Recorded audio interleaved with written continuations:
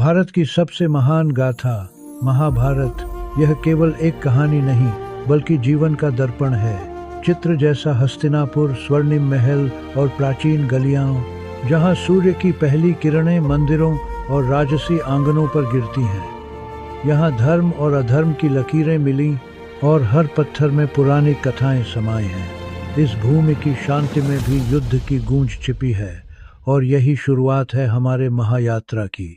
5 पावन पांडव, युधिष्ठिर की सत्यनिष्ठा, भीम का असीम बल, अर्जुन की निश्चल वीरता, नकुल सहदेव की निष्ठा और भाईचारा।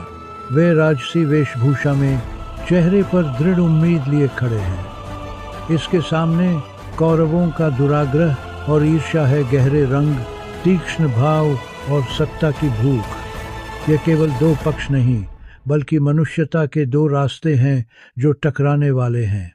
कुरुक्षेत्र के रणभूमि पर जब अर्जुन का हृदय कांप उठा, तब कृष्ण ने गीता की साहित्यिक और आध्यात्मिक गहराई खोल दी। रथ पर बैठा अर्जुन संदेह में और कृष्ण की शांत मुस्कान में दिव्य प्रकाश। कर्म करो, फल की चिंता मत करो, यही संदेश था। साधारण शब्दों में गहन सत्य। इस क्षण का भावनात्मक और दार्शनिक प्रभाव हर मनुष्य के जीवन को बदल देता है।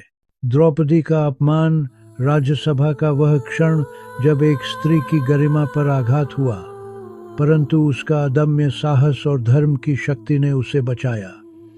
चीर का चमत्कार उसकी अस्मिता की प्रतीक बन गया। अंधेरी रोशनी, सदनों के घबराए चेहरे और द्रौपदी की आंधी जैसी स्थिरता, यह दृश्य दर्शाता है कि सत्य और मानवीय गरिमा के लिए लड़ा जाना आवश्यक है। भीष्म पितामह बाणों की शैया पर लेटे, उनके शांत चेहरे में जीवन का समर्पण झलकता है।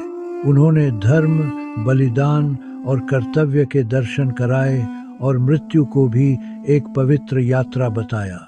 उनका मौन, धीरज और आध्यात्मिक प्रकाश दर्शकों के हृदय में गहरी संवेदना जगाता है, मानो समय भी उनके चरणों में थम गया हो। महायुद्ध, हजारों योद्धा, धूल और आग, गरजते घोड़े और टूटते बाण, पर यह केवल बाह्य संघर्ष नहीं था। यह अच्छा और बुरा, धर्म और मोह के बीच शाश्वत संग्राम था। धीमी गति में दिखती तलवारें, विशाल हाथियों का टकराव और आकाश में छिड़ते तीर, सब कुछ एक सिनेमाई महाकाव्य बनाते हैं। और अंत में सबक स्पष्ट है, जीवन में संघर्ष अनिवार्य है, पर धर्म और सत्य के साथ खड़ा जो भी चलता है, उसकी विजय